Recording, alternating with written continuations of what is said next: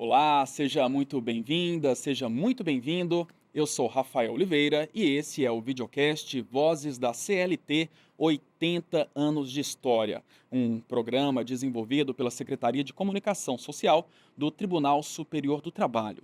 Esse conteúdo já está disponível para você em todas as nossas redes sociais e o papo completo você confere no canal do TST no YouTube.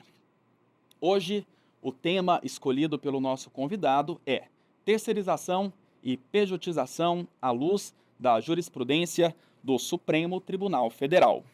O nosso convidado, que vai comentar sobre esse assunto, é mestre e doutor em Direito do Trabalho, é também professor, ele que ingressou na magistratura em 1993 e é ministro do Tribunal Superior do Trabalho desde 2018. Ministro Alexandre Luiz Ramos, que prazer poder receber o senhor aqui, ministro. Seja bem-vindo ao Vozes da CLT. Rafael, o prazer é todo meu e espero contribuir esclarecendo e elucidando a população sobre esse tema que ainda é bem tormentoso na jurisprudência. Em 2017, o Congresso Nacional, por meio da reforma trabalhista, abriu as portas da terceirização, autorizando o trabalho na atividade principal, atividade fim. No ano seguinte, 2018, o Supremo Tribunal Federal, por meio da ação de descumprimento de preceito fundamental 324 e no tema 725 de repercussão geral reconhecida, confirmou e ampliou o entendimento na linha do que havia dito o legislador reformista. Quero começar perguntando para o senhor como que a Justiça do Trabalho se posiciona em meio a tudo isso, como ela se posicionava antes dessas decisões e como que está o entendimento nesse momento. Rafael, eu acho que esse é um ponto muito interessante de nós conversarmos, porque nós precisamos entender, em primeiro lugar, que a CLT traz uma matriz de contratação de trabalhador, que é uma matriz que privilegia a contratação direta pela empresa, a quem aproveita o trabalho, e também por um contrato por prazo indeterminado. Este é o padrão de contratação que a CLT elegeu na década de 40, a partir inclusive do princípio da continuidade da relação de emprego.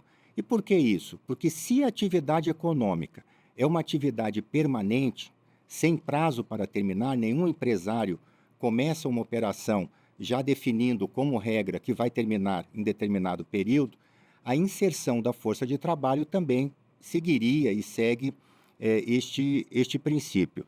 Só que as relações sociais, o modo de produção, a tecnologia foi impactando desde o estabelecimento deste modelo pela CLT nessa forma padronizada de contratação.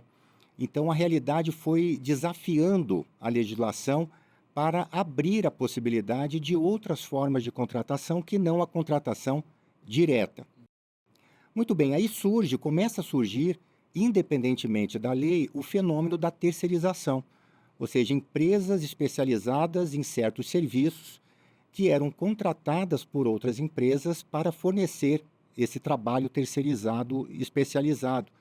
E nós temos as empresas de vigilância que fornecem profissionais especializados, surgem também as atividades de asseio, manutenção, limpeza dos estabelecimentos de um modo geral.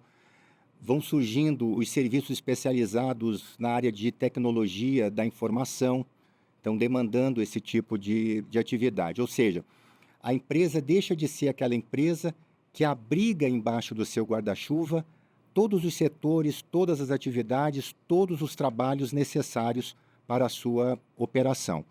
E surge a primeira jurisprudência do TST, dando conta um pouquinho deste fenômeno que não era regulado pela lei e só ocorreu realmente em 2017 com a reforma trabalhista. O TST fez uma opção de separar a validade da terceirização somente na atividade meio, estabelecendo então que deveria haver um vínculo direto do trabalhador com a empresa tomadora de serviço quando essa terceirização ocorresse na atividade fim, naquilo que é essencial da estrutura de uma empresa. E também na atividade meio, autorizando a terceirização, estabeleceu a jurisprudência do TST que, mesmo assim, se houvesse pessoalidade na prestação de serviço e subordinação do trabalhador terceirizado com a empresa tomadora de serviço, haveria também o reconhecimento de relação de emprego. Claro que a aplicação dessa jurisprudência, numa realidade em constante mudança, desafiou inclusive esse conceito, ou esses conceitos, do que são as atividades meio e fim de uma empresa, diante de todo um processo de tecnologia e reestruturação produtiva. Exatamente o que eu queria abordar com o senhor, né? Sobre esse conceito de atividade meio e atividade fim. Queria que o senhor explicasse para nós como que a Justiça do Trabalho define isso e se existe consenso sobre esse conceito. A ciência da administração, que se debruça sobre este conceito, né, e analisar a empresa de um modo mais amplo, não conseguiu estabelecer um conceito exato, único, uniforme, para se aplicar a todas as atividades, sejam atividades do agronegócio, do setor financeiro, do comércio, da indústria e com as variações em cada segmento deste. Mas, de um modo geral, é preciso entender que uma atividade meio ou fim de uma empresa se contrapõe a uma atividade eventual. Uhum. Então, um primeiro conceito, atividade meio ou fim é diferente de atividade eventual. Atividade eventual que a empresa demanda são aqueles serviços corriqueiros, transitórios, tópicos, episódicos. Então, por exemplo, uma loja de um shopping center precisa fazer um serviço de manutenção na sua rede elétrica. Vai contratar um serviço que, para aquela atividade de comércio, é uma atividade eventual. Agora, tudo aquilo que é permanente, o que se chama das exigências permanentes da atividade econômica, deixa de ser eventual. E são dentro dessas atividades permanentes da empresa que nós tentamos distinguir o que é atividade meio e atividade fim. Agora, claro que todo conceito tem um núcleo de certeza e, conforme ele vai se afastando desse núcleo de certeza, vai passando por uma zona cinzenta conceitual. Então, exemplificando para se entender bem, numa escola, a gente pode dizer com segurança que exerce uma atividade fim, atividade do professor, do secretário acadêmico, da direção da escola, a coordenação acadêmica e tudo aquilo que é o núcleo duro para o exercício daquela atividade. Agora, é atividade meio, evidentemente, a limpeza de sala de aula, a conservação, a manutenção, o sistema de segurança, de vigilância. Então, essas atividades podem ser contratadas diretamente pela empresa, mas poderiam, à luz da jurisprudência, poderiam ser contratadas por terceirização, né? Então, este é um primeiro conceito que nós precisamos estabelecer. Agora, de fato, como nós vamos tendo organizações empresariais mais complexas, muitas vezes essa linha demarcatória conceitual do que é atividade fim e atividade meio fica um pouco difícil de se estabelecer, principalmente diante do advento das revoluções tecnológicas, e hoje nós podemos dizer que nenhuma atividade econômica, e mesmo as atividades públicas, prescindem de tecnologia. Então, fica uma pergunta: seria possível qualificar os serviços de tecnologia da informação como atividade meio? Se é tão essencial assim para qualquer tipo de operação? Quer dizer, numa atividade bancária, atividade do setor de tecnologia, que antes era considerada essa atividade meio, passa a ser uma atividade fim. Então, isso revela um pouco a dificuldade que a aplicação da jurisprudência estabelecida pelo TST encontrava quando do seu confronto com a realidade. Uhum.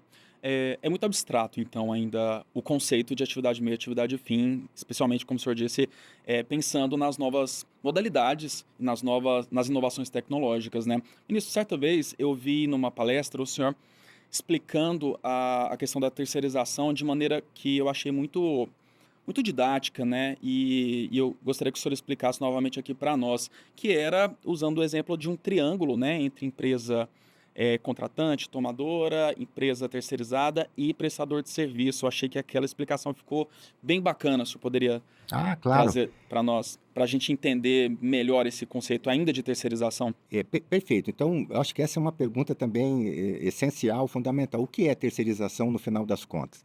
Então, a terceirização é a quebra desse modelo de contratação direta da empresa em relação ao trabalhador. Então, que é o padrão de contratação, padrão pelo qual nós temos duas pessoas, a empresa contratante e o empregado contratado. Na terceirização surge uma terceira figura, um terceiro sujeito nessa relação, que é uma outra empresa que presta serviços terceirizados, contratando diretamente pela CLT os seus trabalhadores que irão trabalhar no âmbito da empresa contratante. Então, se estabelece ali uma relação triangular, que ocorre também, numa certa medida, com a contratação de trabalho temporário, que é uma outra forma de contratação por interposta empresa, mas que não é conceitualmente terceirização. Agora, para a gente entender terceirização também, eu acho que uma metáfora muito interessante, Rafael, é se nós imaginássemos assim uma tangerina ou uma bergamota, né, conforme a região brasileira. Mexerica, que eu Uma, conheço lá em Goiânia. uma mexerica, né? Então, quando você abre a mexerica, nós podemos entender a tangerina, a mexerica, como se fosse a empresa. E cada gominho dessa fruta significa um setor, um departamento que desenvolve certas atividades. Então, numa empresa em que opta por um modelo de contratação direta, todos os trabalhadores que estão dentro dos gominhos são contratados diretamente pela empresa. Uma empresa que resolve terceirizar é como se ela retirasse, abrisse a tangerina, a mexerica, retirasse um gominho e fosse repassando para outras empresas que vão fornecer trabalhadores para aquela atividade específica. Então, isso não é obrigatório, isso é uma opção da empresa que define, dentro do seu planejamento estratégico, quais as estratégias concorrenciais que vai utilizar, né, para ter, enfim, sucesso no mercado competitivo nacional e internacional. Mas eu acho que essa metáfora fica um pouco na memória para se entender o que é terceirização. Ela é interessante, sim, ministro. E o Supremo Tribunal Federal, lá na tese 725, entendeu que a terceirização de atividade fim é lícita. Queria que o senhor explicasse para nós como isso repercutiu na Justiça do Trabalho. Então vamos pegar um pouquinho essas duas teses que foram fixadas pelo Supremo em agosto de 2018, como você já anunciou, Rafael. Foi fixada uma tese na ADPF 324 e foi fixada no mesmo dia, na mesma sessão, uma tese em recurso extraordinário em sistemática de repercussão geral que deu origem ao tema 725. Nesses dois julgamentos realizados em conjunto, o Supremo fez uma opção de declarar inconstitucional a súmula 331 do TST, que nós comentamos anteriormente, que estabelecia essa distinção de atividade fim e atividade meio. O Supremo disse que esta súmula era inconstitucional porque, segundo a visão do Supremo, que é o guardião da Constituição, a Constituição não estabelece um único modelo de contratação de trabalhadores somente pela via da CLT. E aí o Supremo fixa, primeiro, uma tese dizendo que é lícita, ou seja, é constitucional a terceirização de qualquer atividade, seja ela meio ou fim. Então acaba com essa dicotomia. Então a empresa tem opção, não é obrigada, tem opção de terceirizar qualquer atividade, inclusive, como já tem julgado do Supremo, de diretor financeiro. Quer dizer, veja algo mais intrínseco, né, da atividade de uma empresa do que o seu controle financeiro. E o Supremo estabeleceu que é possível contratação por terceirização de uma pessoa que cuide dessa área financeira. E aí o Supremo também avança dizendo o seguinte: é lícita essa terceirização em qualquer atividade, meio ou fim, não se configurando o vínculo empregatício entre o trabalhador terceirizado e a empresa contratante, ou seja, a empresa tomadora de serviço. Nesse aspecto, o Supremo faz uma ponderação de valores constitucionais, o valor social do trabalho de um lado e o valor da livre iniciativa do outro lado, dois pilares fundamentais do nosso sistema econômico constitucional. Muito bem, para garantir o valor social do trabalho, já que autorizar a terceirização prestigia a livre iniciativa, o Supremo estabeleceu que não se forma vínculo, é lícita a terceirização, mas a empresa contratante tem a obrigação de avaliar a idoneidade financeira da empresa contratada, para ver se ela tem capacidade financeira de contratar e pagar os direitos trabalhistas dos seus trabalhadores, que são fornecidos para a empresa contratante, e no caso da empresa contratada, que é a empregadora do trabalhador terceirizado, não pagar os direitos trabalhistas, a empresa contratante tem a responsabilidade subsidiária. E essa responsabilidade é automática, independe de culpa. Então, ela tinha a obrigação de averiguar a idoneidade, de qualquer forma, ela responde, terá de pagar quando o empregador direto não o fizer. E a outra tese que foi fixada, que é uma tese muito interessante, e me parece que esta tese acaba abrindo a possibilidade de ampliar o conceito de terceirização, é a tese que diz o seguinte: é lícita a terceirização ou qualquer outra forma de divisão do trabalho entre pessoas jurídicas distintas, independentemente do objeto social de cada uma delas. Então, nesta tese, o Supremo diz: é lícita a terceirização, mas não só a terceirização. Outras formas também de divisão do trabalho entre pessoas jurídicas distintas.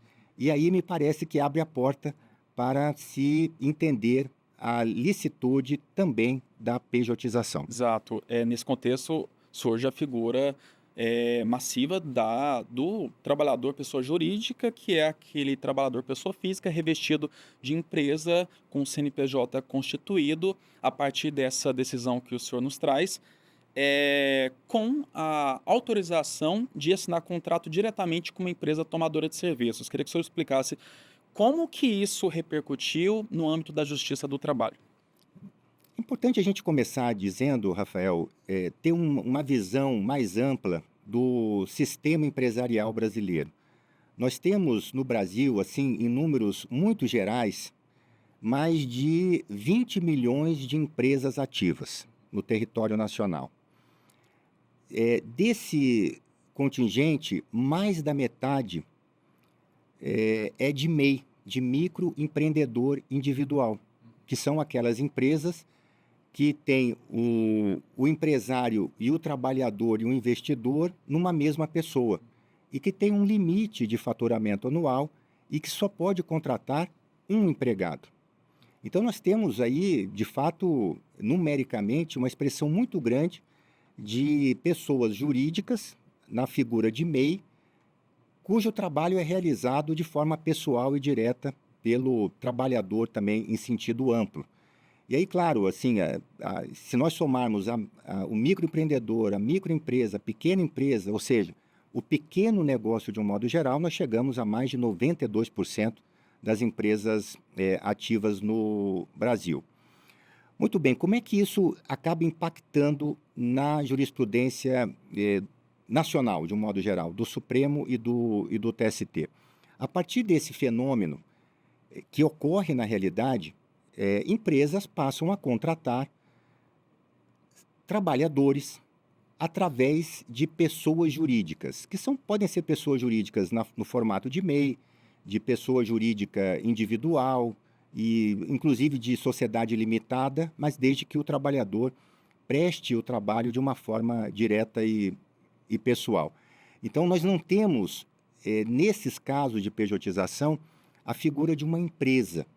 aquela empresa entendida assim como uma diretoria, um De estabelecimento, vários integrantes. vários integrantes, que contrata vários empregados, né? Quando a gente imagina uma indústria, uma grande loja, um grande banco, né? Então, assim, nesse tipo de empresa, é o trabalhador que é, ao mesmo tempo, empresário e que é contratado exatamente pelas suas habilidades pessoais e contratado como se fosse uma eu-presa, né? Não é uma empresa, é uma empresa de De uma pessoa só. uma pessoa só.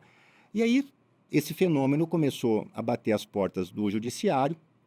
A Justiça do Trabalho começou aplicando a lei que estabelece o padrão de contratação direta desses trabalhadores e começou a invalidar as contratações por pejotização sob o fundamento de fraude na aplicação da legislação trabalhista, que é uma legislação de ordem pública e indisponível pela vontade das partes. Era fraude presumida, inclusive. É fraude presumida pelo simples fato de não ter sido assinado o contrato de trabalho e ter se optado por essa outra forma de contratação. Muito bem, o Supremo começa a receber reclamações constitucionais para avaliar a conformidade dessas decisões com essas duas teses que já mencionamos.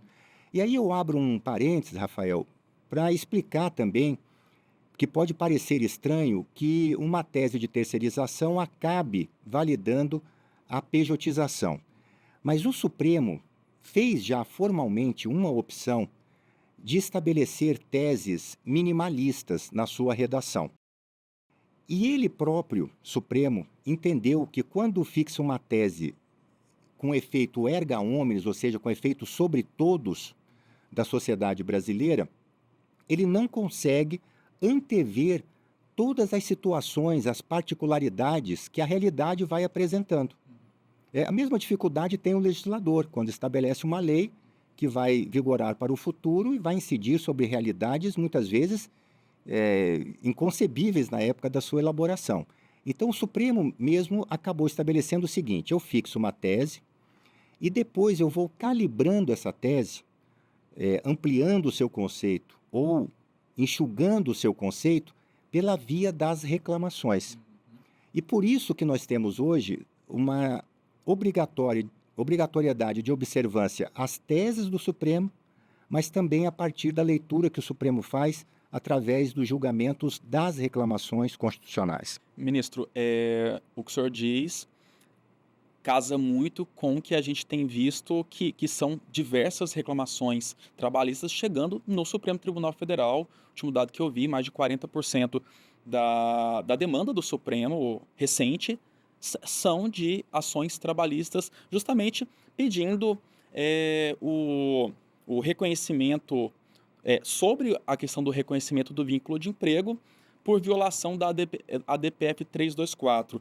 É justamente o que eu queria que o senhor trouxesse para nós agora. Como que está essa questão atualmente? Porque o Supremo, como o senhor disse, decidiu e, de acordo com as demandas, ele vai calibrando, vendo o que precisa ser feito de acordo com as demandas do mercado de trabalho, mas o fato é que nós temos atualmente um certo conflito entre Justiça do Trabalho e Suprema Corte em relação à questão do vínculo de emprego. Sim. Mas esse conflito, Rafael, me parece que é temporário. É até que os conceitos se acomodem. E por quê? Qual é a dificuldade também da Justiça do Trabalho em seguir fielmente, como deseja, e não tem como ser diferente, a jurisprudência do Supremo? Exatamente por conta desta incerteza da abrangência que a tese tem sobre a realidade dos fatos. E como o próprio Supremo vai ampliando muitas vezes a tese pela reclamação, não é da fixação da tese que surge a certeza de como proceder, mas é do julgamento das reclamações reiteradas. Então, esses casos começaram a demandar reclamações no Supremo. O Supremo entendeu, poderia até ter entendido de forma diversa, mas entendeu que a pejotização estava abrigada no guarda-chuva da validade da terceirização. Mas aí eu vou adiante, inclusive, porque no julgamento dessas reclamações, o Supremo faz uma espécie de um conjunto da obra. Ele pega o tema 725, sobre terceirização, pega o julgamento da DPF 324, também sobre terceirização e outras formas de divisão do trabalho, pega a ADC 48, que declarou constitucional a lei do transportador autônomo de cargas, inclusive nessa linha de que as empresas, inclusive transportadoras, podem se valer desses transportadores autônomos, que seguem os requisitos legais, evidentemente, sem necessidade de reconhecer vínculo empregatício. Pega também uma ADI, uma ação direta de inconstitucionalidade, que teve como objeto a lei dos salões de beleza.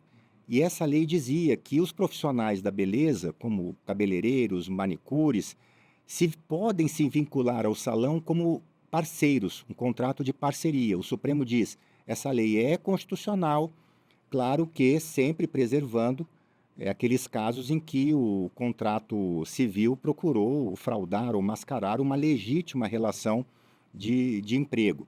Pega também o tema 550, que o Supremo valida como constitucional a lei dos representantes comerciais, dizendo que não há configuração de emprego quando atendidos os requisitos da lei. Então, enfim, o Supremo pega todo esse conjunto de decisões e diz o seguinte: o Supremo fixou uma tese que permeia todas essas teses, no sentido de que a Constituição não obriga, não estabelece, não restringe a contratação de força de trabalho a um único modelo, que é o modelo da CLT. Então, o Supremo entende que o princípio da livre iniciativa garante a constitucionalidade de contratações alternativas. Se não me engano, o lead case, primeiro caso, primeira reclamação trabalhista dessa situação a chegar no Supremo foi de uma médica de relatoria da ministra Carmen Lúcia, se não me engano, que conseguiu, né? Ela teve ali a autorização para poder assinar contrato como pessoa jurídica diretamente com uma empresa. Exato. O primeiro caso foi envolvendo médicos, ou, né, enfim, inclusive um setor que o Supremo entendeu que teria discernimento intelectual suficiente para entender o caminho que foi escolhido lá quando da contratação, e evidentemente que esses caminhos geram expectativas legítimas das partes. Então, quando uma empresa opta, compreendendo e acreditando que é lícita aquela contratação, um médico, por exemplo, como PJ, segue todo um rito de fixação de remuneração, de regime tributário, a partir daquele modelo. Se for contratado pela via da CLT, claro, são outros ajustes, outros detalhes que as partes vão estabelecer e considerar nas suas decisões. Mas, a partir disso, aí o Supremo realmente, primeiro em decisão monocrática e depois julgando na turma os agravos regimentais, né, que é o recurso cabível para discutir essa decisão unipessoal de um ministro só, as turmas do Supremo foram validando esta compreensão de licitude da pejotização e foram ampliando para além, inclusive, de profissionais liberais de ensino superior. Então, validaram contratos de associação de advogados, depois ampliaram também para corretores de imóveis, corretores de seguros, brokers financeiros, técnicos em radiologia, prospecção de venda e clientes, representante comercial. Enfim, o Supremo foi julgando várias reclamações envolvendo várias profissões contratadas por diferentes atividades econômicas sob o manto da pejotização. Uhum. Bom, ministro, a gente está mais ou menos na metade do nosso papo e eu quero aproveitar, né, para agradecer a você que nos acompanha nesse papo muito legal aqui com o ministro do Tribunal Superior do Trabalho, Alexandre Ramos. Aproveitar para tomar uma água nesse momento, porque nós estamos falando de um assunto extremamente relevante e atual, que é terceirização e pejotização à luz da jurisprudência do Supremo Tribunal Federal. Ministro, queria que o senhor explicasse para nós o conceito de trabalhador hipo e hipersuficiente, que está diretamente relacionado à contratação da pessoa jurídica, né, que determina se ela tem condições técnicas para ser, de fato, uma prestadora de serviço na modalidade PJ. Essa é uma pergunta interessante, Rafael, porque a CLT quando rege as relações entre capital e trabalho, acaba partindo do pressuposto de que é uma relação sempre do grande capital em relação ao trabalhador, que é desguarnecido de compreensão, de informação e de vontade, livre vontade, por conta da sua condição econômica, né? Então, a CLT parte de uma visão de proteção, de que o trabalhador sempre é hipossuficiente. E isso vigorou durante décadas, até o advento da reforma trabalhista, que insere na CLT este novo conceito. Ao lado da generalidade da maioria dos trabalhadores que são considerados hipossuficientes, ou seja, abaixo de uma suficiência normal, a CLT cria a figura do hipersuficiente, né, a partir de um padrão salarial que recebe e de uma formação educacional que destacaria esse trabalhador dos demais e permite que esse trabalhador hipersuficiente possa contratar diretamente por um contrato individual tudo aquilo que o sindicato pode contratar com a empresa num acordo ou convenção coletiva. Então, dá realmente a este empregado hipersuficiente um poder de gerir, de autogestão, de fazer escolhas com o empregador de forma diferenciada do que o trabalhador comum pode fazer. Então, essa é uma figura que a reforma trabalhista incorporou na CLT. Mas o Supremo não tem se apegado a este conceito estritamente. Então, o Supremo tem, de uma forma geral, validado, inclusive, como nós comentamos, técnico de radiologia, que muitas vezes tem um ensino técnico, mas não tem um ensino superior, pode ou não ter um salário tão diferenciado dos demais, ou segue uma média salarial nacional razoável. Então, o Supremo não se restringiu a validar a pejotização aos trabalhadores hipersuficientes e alargou esse conceito para outras hipóteses. Uhum. Isso, quero falar com o senhor sobre direitos trabalhistas do trabalhador pessoa jurídica. Voltando àquele conceito do triângulo, né, que o senhor explicou para a gente no começo, ele se desfaz aqui nesse cenário porque o trabalhador pessoa jurídica ele não vai acionar na justiça ele mesmo, sendo que ele é uma empresa ali por conta do CNPJ revestido. Bom, como é que fica então a questão dos direitos trabalhistas no caso do trabalhador pessoa jurídica? Vamos lá, esse também é um outro ponto muito interessante, porque se nós voltarmos um pouquinho ao texto da legislação que foi alterada em 2017, incorporando na Lei 6.019, que tratava até então, desde a década de 70, da contratação de trabalho temporário, que é uma figura, né, que nós já comentamos, e colocou também dentro dessa lei o fenômeno da terceirização. A leitura dessa lei sugere sempre esta relação triangular, de tal forma que uma empresa contrata uma outra empresa para prestar serviços terceirizados a partir dos empregados terceirizados que ela contrata diretamente. Então, é uma relação triangular. Isso está em vários dispositivos da lei, quando, por exemplo, a lei diz a empresa empregadora direta fará a direção do trabalho de seus empregados, pressupondo que haja uma empresa e empregados. Também, quando estabelece as formalidades do contrato social de uma empresa prestadora de serviço terceirizado, estabelece um valor do contrato social mínimo conforme o número de empregados. Então, a legislação sugere que não poderia termos uma empresa de uma pessoa só prestando serviço terceirizado. Mas o Supremo quem diz o que é a Constituição e qual é a constitucionalidade. Então, essa lei tem de ser lida a partir da própria jurisprudência do Supremo.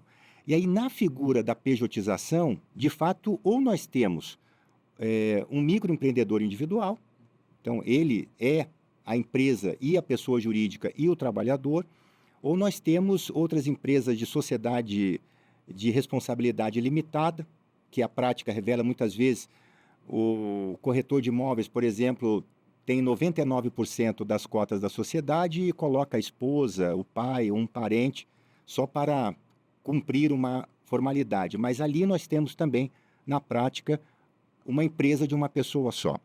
Então, nesse caso, quando o Supremo valida a pejotização, o Supremo diz: o contrato de pejotização foi válido, o pagamento que foi feito a partir de emissão de notas fiscais, a partir, enfim, do contrato que se estabeleceu, esses pagamentos são válidos, o regime tributário que foi escolhido, ou que incidiu a partir dessa escolha, também é um regime tributário válido, né? Porque quando existe uma pessoa jurídica, sabemos que as receitas entram na pessoa jurídica, são tributadas a partir do regime da atividade de cada empresa, se paga o imposto na empresa e a distribuição de dividendos ou distribuição de lucros para o sócio, inclusive o sócio único, se dá sem incidência do imposto de renda, né? Esse é o regime vigente até agora no Brasil.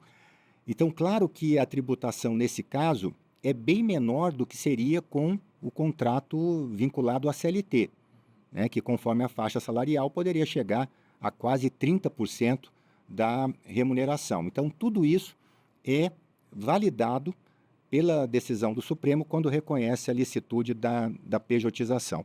Então, nesses casos, esse trabalhador, em sentido amplo, não tem nenhum direito trabalhista, não tem direito a férias, não tem direito a 13º, não tem direito, eventualmente, a horas extras, adicional noturno, adicional de salubridade, FGTS e por aí vai, né? Então, não há esses direitos trabalhistas reconhecidos pela validade da pejotização e, eventualmente, por conta disso, não há nenhuma empresa que o teria contratado que pudesse responder por esses direitos. Nesse um exemplo hipotético, uma empresa tem no quadro de empregados todos integrantes contratados na maneira tradicional via carteira assinada CLT. Um belo dia o empregador decide que vai mudar todo aquele cenário e vai rescindir com toda a equipe e recontratar no formato pessoa jurídica. Isso configura uma situação de fraude contratual nos dias de hoje, após as decisões do Supremo ou não? Depende da observância ou não de um prazo que a lei estabelece. Então, Rafael, essa decisão da empresa de terceirizar determinada atividade é uma decisão que ela legitimamente pode tomar. Ela pode tomar essa decisão quando é constituída, então ela já pode se constituir partindo da ideia de que irá contratar de forma terceirizada determinado serviço, ou essa escolha pode acontecer no meio da sua operação, quando a operação já está em curso. Ela diz: olha, a partir de agora eu avaliei estrategicamente, a concorrência está sinalizando nesse aspecto e eu vou terceirizar determinado setor, por exemplo, o setor de vendas. Essa decisão é legítima, é válida e ela pode fazer. Terá, evidentemente, de dispensar todos os seus empregados, pagando as verbas rescisórias, e contratar outros trabalhadores sob a forma de terceirização ou pejotização.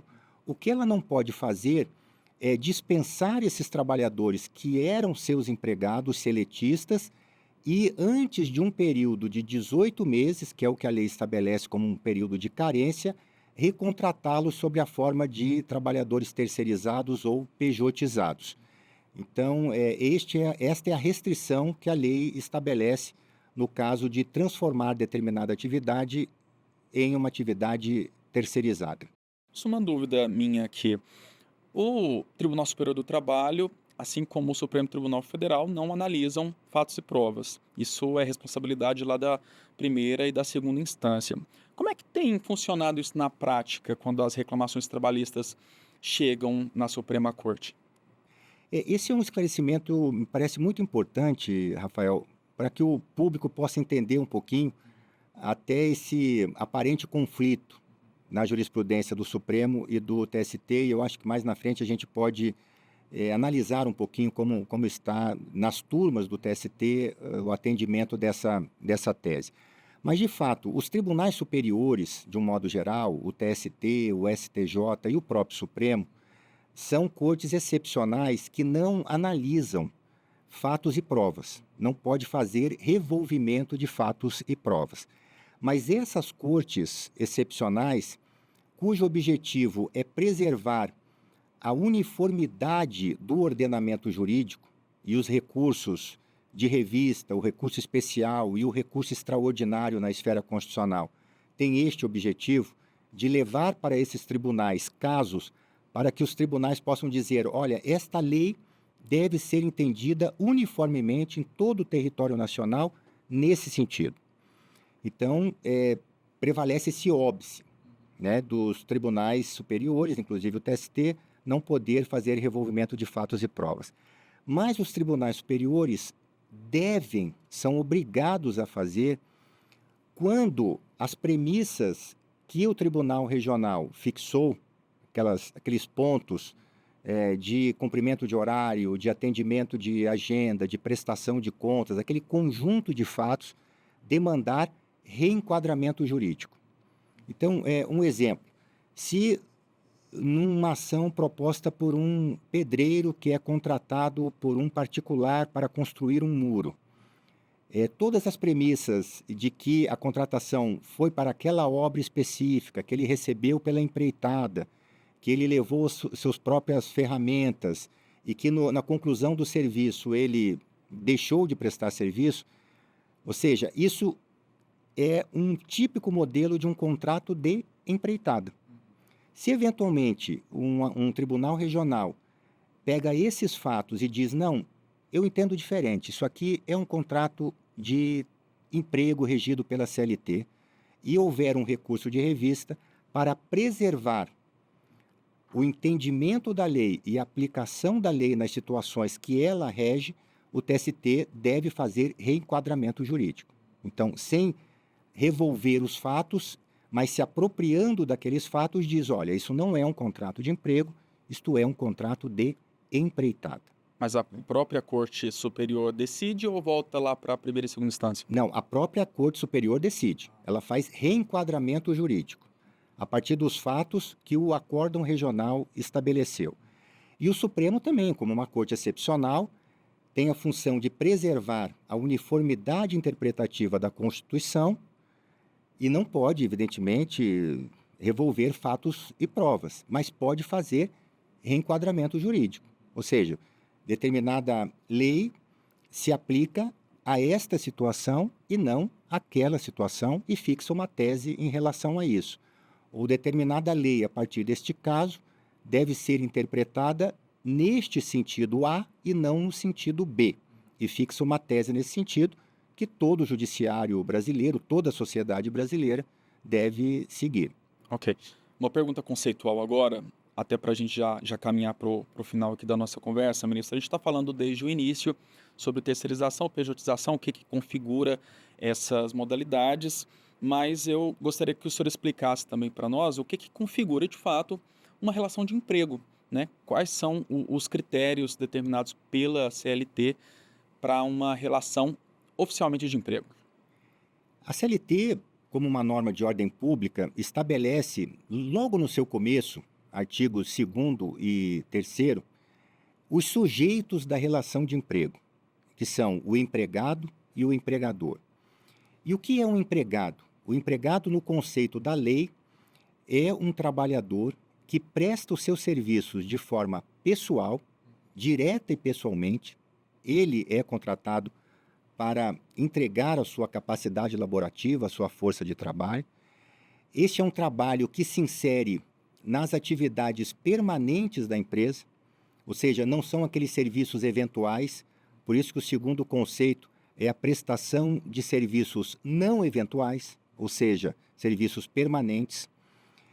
O terceiro requisito é que esse trabalho seja prestado visando uma retribuição de cunho econômico, que é o salário, a remuneração de um modo geral. Quer dizer, então, ele entrega o seu trabalho, o seu tempo e espera receber uma contraprestação econômica, que é o salário. E o mais importante, que às vezes é o vértice de distinção da relação de emprego de outras relações civis em que há prestação pessoal de serviço, é a subordinação jurídica. Ou seja, esta subordinação não é a subordinação estrutural a uma determinada atividade econômica, é diferente da subordinação às condições do contrato. A subordinação na relação de emprego é uma submissão do empregado em relação ao poder hierárquico que o empregador tem como o diretor da sua atividade econômica. Então, já que o trabalho vai se inserir nessa atividade, o empregador tem um poder de superioridade, de hierarquia em relação ao empregado. E este poder de hierarquia se desdobra em outros subpoderes, digamos assim, ou manifestações desse poder maior, que é o poder de dirigir, de comandar a prestação do trabalho. Isso gera uma obrigação do empregado de obediência, evidentemente dentro de certos limites, ordens legítimas, válidas, não abusivas, não perigosas, etc. Mas o empregado tem que obedecer essas ordens, essas orientações, esses protocolos, procedimentos. Surge também um poder de fiscalizar, então o empregador dá as ordens e fiscaliza se o trabalho está em conformidade com aquelas ordens dadas, com aqueles manuais de procedimento. O empregador também tem o poder de regulamentar, estabelecer normativas internas para disciplinar esse trabalho contratado. E também aqui um outro poder muito importante de se averiguar se há ou não relação de emprego, que é o poder disciplinar. Ou seja, o empregador tem, pelo contrato de trabalho, o poder de aplicar sanções, punições ao empregado. E essas punições variam desde uma advertência verbal, né, uma correção, quando o empregado, evidentemente, até por descuido, né, sem a intenção de descumprir uma ordem, faz um procedimento inadequado, o empregador pode chegar lá, enfim, o gerente, o supervisor, o encarregado, e diz: olha, você agiu contra as nossas normas, por exemplo, de segurança, transitando aqui numa região que não pode transitar. Então, é um primeiro tipo de orientação e dando uma advertência. Fala: não faça isso de novo, porque isso viola as regras, expõe a segurança sua e dos demais. Até suspensões de um dia, 2 dias, enfim, de outros dias, até culminar com a pena mais grave do poder disciplinar do empregador, que é a dispensa por justa causa.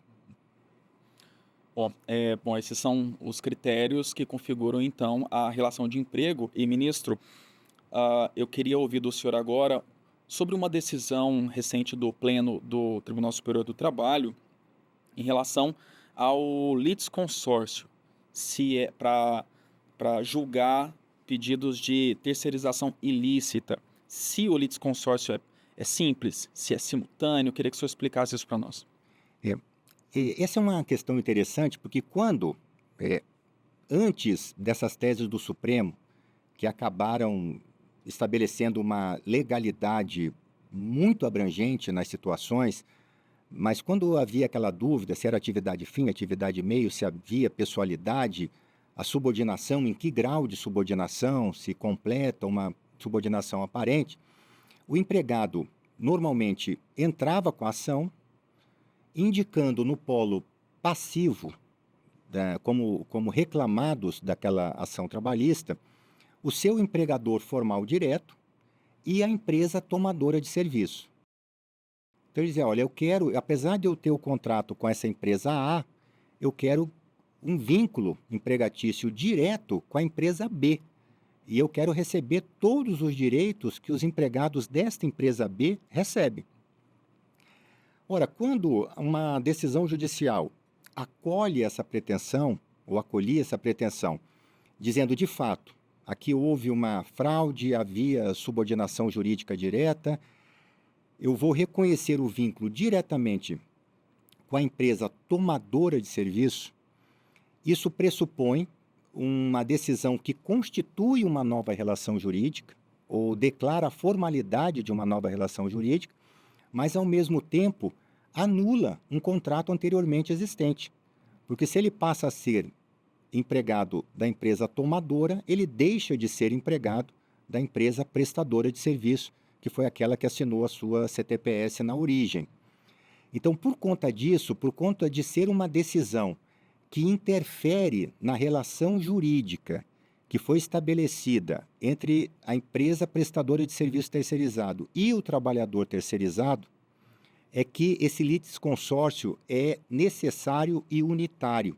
Ou seja, todas as empresas devem participar e todas as empresas têm legitimidade para recorrer dessa decisão. Porque esse julgamento do Pleno do TST acabou uniformizando compreensões que muitas vezes fugiam dessa matriz, dizendo o seguinte, por exemplo, já que a sentença reconheceu o vínculo do trabalhador com a empresa tomadora e ela foi condenada a pagar diferenças salariais e outras parcelas que ela pratica para os seus empregados, esta empresa prestadora de serviços, que teve o seu vínculo empregatício desconsiderado, não teria legitimidade para recorrer. Então, esta decisão do Tribunal Pleno resolve isso e diz sim, essa empresa tem legitimidade para recorrer, porque, afinal de contas, declararam a nulidade de um contrato, de uma relação jurídica da qual ela participa.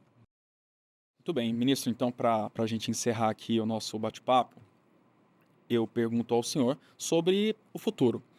A gente vem falando aqui desde o início sobre as decisões recentes. O Supremo Tribunal Federal reformou a súmula 331 do Tribunal Superior do Trabalho, vários outros artigos da CLT, a própria reforma trabalhista.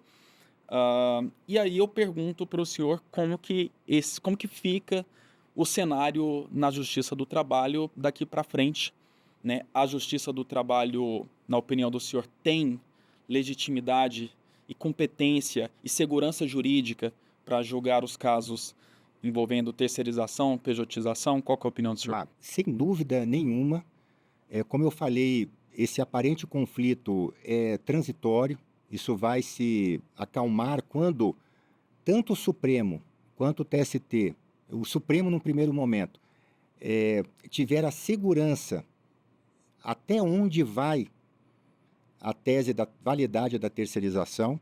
Então, quando esse território conceitual for demarcado e nós tivermos segurança quanto a isso, a jurisprudência do TST vai se adaptar. E isso já tem ocorrido, porque quando o Supremo começa a julgar essas reclamações, validando a pejotização, num primeiro momento, uma turma do TST acabou validando, num julgamento de recurso de revista, a pejotização, à luz dessas decisões do Supremo, e hoje nós já temos praticamente, isso foi muito rápido, metade das turmas do TST dando validade à terceirização por pejotização, seguindo a jurisprudência do Supremo. Claro que há casos, e o próprio Supremo não fecha essa porta, de que não é toda a pejotização que se apresenta que pode ser considerada válida, porque há casos, de fato, em que o intuito de fraude é evidente, em que o padrão salarial é muito baixo para justificar uma pejotização, que o grau de autonomia daquele trabalhador pejotizado não se justifica para uma contratação diferenciada. Então, nós temos, de um lado, de fato, a validade de pejotização de trabalhadores com esclarecimento educacional e um alto padrão salarial e que se beneficiarem do regime tributário por pessoa jurídica. Isso é válido, o Supremo tem validado isso e a jurisprudência do TST também, de um modo geral. Agora, há aqueles casos em que, por exemplo, uma construtora contrata um auxiliar de pedreiro como pessoa jurídica, recebendo o piso salarial da categoria, sem nenhuma autonomia, sem nenhuma qualificação técnica e sem nenhum discernimento educacional formal, não quero dizer que não tenha compreensão da legislação e dos fatos, para justificar essa contratação. Então, um caso desse, de fato, é um caso de fraude e tanto a Justiça do Trabalho quanto o Supremo vão entender como fraude mesmo, ou devem entender como fraude. Então, a Justiça do Trabalho, primeiro, é a mais adequada para resolver em primeira mão esses litígios, estabelecendo esse divisor de águas, quando nós estamos diante de uma pejotização lícita e ou quando de uma terceirização fraudulenta, e tem todas as condições para enfrentar essas novas relações de trabalho que a quarta revolução industrial, a nova revolução tecnológica, apresentam para a justiça do trabalho. E vejam, apesar da justiça do trabalho ainda ter como ferramental legislativo, ou seja, aplicar uma lei da década de 40, que apesar de ter sido atualizada desde então, na sua matriz é uma legislação vinculada a um tempo completamente diferente do que nós vivemos hoje. Na década de 40, a população brasileira era preponderantemente rural. Nós estávamos no início de um processo de industrialização. Não havia internet, não havia facsímile, não havia celular, não havia WhatsApp. Então, é um mundo completamente diferente. E tudo isso impacta nas relações sociais e nas relações produtivas. O ideal seria que o Congresso Nacional tivesse a agilidade para produzir normas mais consentâneas com o momento histórico que nós vivemos. Um exemplo disso é o trabalho por plataforma digital, que é uma realidade corrente no mundo inteiro e também no Brasil. As demandas são levadas ao judiciário, a Justiça do Trabalho se confronta com aquela realidade que não pode ser vestida de uma forma exata pela legislação da CLT, ficam muitas pontas soltas, né? Mas a Justiça do Trabalho precisa decidir se é ou não empregado. E ora pode entender que é empregado, ora pode entender que não é empregado, né? E aí o Supremo, a partir também de reclamações, e pegando o conjunto da obra da jurisprudência do Supremo, diz: contratação por plataforma é uma forma de organização da produção legitimada pela Constituição. Então, isso é válido. Já há várias reclamações julgadas em turma do Supremo, e esse tema também foi afetado como um tema de repercussão geral, para que o Supremo, fixando a tese, no sentido positivo ou negativo, essa tese possa ser aplicada, deva ser aplicada em todos os casos semelhantes. Eu sei que eu disse para o nosso telespectador que era a última pergunta, mas aí vai um bônus então, já que o senhor tocou no assunto, ministro.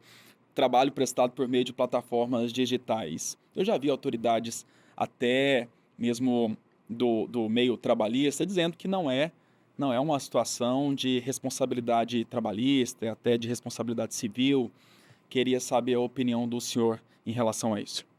Essa é uma pergunta muito interessante, Rafael, porque primeiro nós temos que definir o que é trabalho em plataforma. Porque quando a gente fala em trabalho em plataforma, já não vem imediatamente o trabalho de delivery, que são as entregas feitas por plataforma, ou o trabalho de transporte por plataforma, né?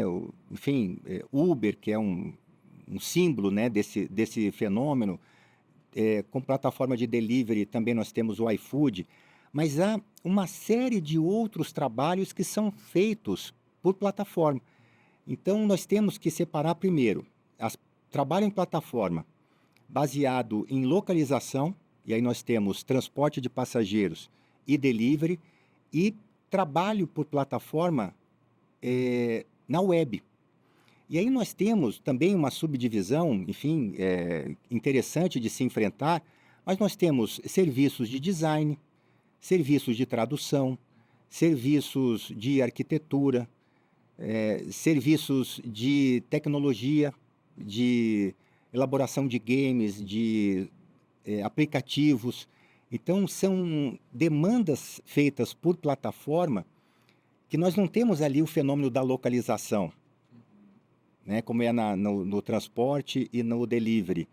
São plataformas que aproximam quem tem uma demanda e quem pode oferecer uma demanda. Vejam que esse segundo fenômeno de trabalho em plataforma ainda não chegou na Justiça do Trabalho. Por isso que nós temos que ter esse cuidado de falar de que trabalho em plataforma nós estamos lidando. E, enfim, e o Supremo, e eu sempre digo que jurisprudência do Supremo, que é vinculante, tem efeito sobre todos, gostando ou não, nós temos que aplicar, principalmente juízes de tribunais que têm a função de uniformizar a jurisprudência. O Supremo enfrentou esse tema não só em reclamações, várias reclamações envolvendo esse trabalho de plataforma por localização, transporte de passageiros e delivery, entregas, mas também o Supremo enfrentou isso numa DPF, a DPF 449, que tinha por objeto uma legislação da cidade de Fortaleza, em que o município estabeleceu uma legislação restritiva ou protetiva aos taxistas, em detrimento dessas novas formas de transporte. E o Supremo acabou julgando esta lei inconstitucional e enfrentou, para tanto, inclusive, a lei previdenciária e a lei de mobilidade urbana, para dizer que essas legislações já regulam a prestação de trabalho por plataforma de transporte, o que essa legislação chama de um transporte público, porque é um transporte oferecido para o público em geral, mas não coletivo, como são os ônibus e os trens, mas é um transporte público individual, prestado por plataforma. E essa mesma legislação qualifica o motorista de transporte público individual por plataforma como um contribuinte independente, um contribuinte individual da Previdência Social. Ou seja, ele não está enquadrado pela legislação como um contribuinte na categoria de empregado, mas sim como um trabalhador autônomo, independente. Então, o Supremo acaba não enfrentando diretamente a questão da validade do contrato, mas em todos os seus fundamentos valida esse conjunto de leis que já estão regulando esse tipo de trabalho, ainda que não na perspectiva de uma legislação trabalhista, mas de uma legislação de mobilidade urbana, quando regula todos os tipos de transporte. E também no tema 967, o Supremo também valida e diz, de um modo geral, que são inconstitucionais restrições a esse tipo, ou esse novo tipo de atividade que se estabelece por transporte por plataforma. Então, o Supremo, enfim, já deu esses sinais. Especificamente quanto à relação de trabalho, o Supremo recentemente afetou o tema, a sistemática de repercussão geral, ou seja, quando o Supremo julgar este caso, vai fixar uma tese que vai ter aplicação vinculante a todas as decisões do Poder Judiciário. Bom, precedentes que o ministro Alexandre Ramos traz para nós do Supremo Tribunal Federal sobre a chamada uberização. É claro que esse é um tema muito complexo, que daria assunto aqui, pauta para mais um episódio do videocast. Isso deve acontecer logo mais aqui no videocast Vozes da CLT, mas por hora, ministro Alexandre Ramos, eu agradeço bastante a participação do senhor aqui conosco hoje, falando sobre terceirização e pejotização à luz da jurisprudência do STF. Ministro, muito obrigado. Eu que agradeço e fico sempre à disposição para dialogar com a sociedade e contribuir, enfim, na compreensão dessa árdua missão que é julgar os conflitos de interesse na sociedade, pacificando a sociedade e entregando um valor que é muito importante para a sociedade. Isso independe se é empresa, trabalhador, empregado, que é segurança jurídica. A sociedade brasileira clama por isso, precisa ter com clareza quais são as regras do jogo antes de se entrar em campo e que essas regras não sejam mudadas, enfim, por fatores alheios ao estabelecimento a priori dessas normas. Bom, e assim a gente encerra mais um episódio do videocast Vozes da CLT, 80 anos de história. Lembrando que esse episódio, assim como os demais, está nas nossas plataformas digitais, em todas as nossas redes, e o papo completo você confere lá no canal do TST no YouTube. Muito obrigado e até a próxima.